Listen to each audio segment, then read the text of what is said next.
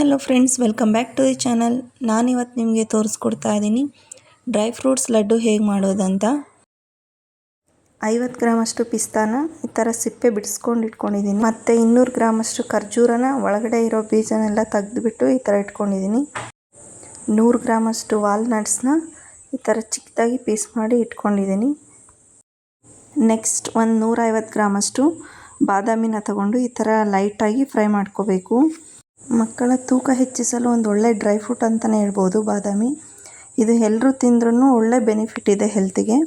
Especially pregnant ಲೇಡೀಸ್ಗೆ ಇದು ತುಂಬ ಒಳ್ಳೆಯದು. ನೈಟ್ ಒಂದು 5ರಿಂದ 6 ಬಾದಾಮಿನ ನೀರಲ್ಲಿ ನೆನೆಸ್ಬಿಟ್ಟು ಬೆಳಗ್ಗೆ ಎದ್ದು ಅದು ಸಿಪ್ಪೆ ತೆಗೆದುಬಿಟ್ಟು ತಿನ್ನಬೇಕು. ಅದರಿಂದ ಹುಟ್ಟೋ ಮಕ್ಕಳು ತುಂಬ ವೆಯ್ಟಾಗಿ ಚೆನ್ನಾಗಿ ಹುಟ್ಟುತ್ತಾರೆ. ನೋಡಿ, ಇಷ್ಟು ಫ್ರೈ ಆದರೆ ಸಾಕು. ಸೈಡ್ಗೆ ತೆಗೆದಿಟ್ಕೊಳ್ಳೋಣ ಸಪ್ರೇಟಾಗಿ.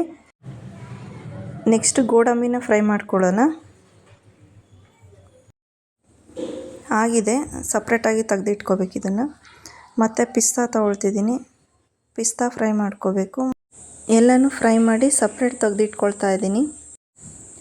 ಮತ್ತು ವಾಲ್ನಟ್ ಹಾಕ್ಕೊಳ್ತಾ ಇದ್ದೀನಿ. ಇದು ಬ್ರೈನ್ ಶೇಪಲ್ಲಿರುತ್ತೆ ಆ್ಯಕ್ಚುಲಿ ವಾಲ್ನಟ್ ನೋಡೋದಕ್ಕೆ. ಇದನ್ನು ತಿನ್ನೋದ್ರಿಂದ ತುಂಬ ಬೆನಿಫಿಟ್ ಇದೆ. ಬ್ರೈನ್ ಫಂಕ್ಷನ್ ಚೆನ್ನಾಗಿ ವರ್ಕ್ ಆಗುತ್ತೆ. ಮತ್ತು ಮಕ್ಕಳು ತುಂಬ ಆ್ಯಕ್ಟಿವ್ ಆಗಿ ಇರ್ತಾರೆ.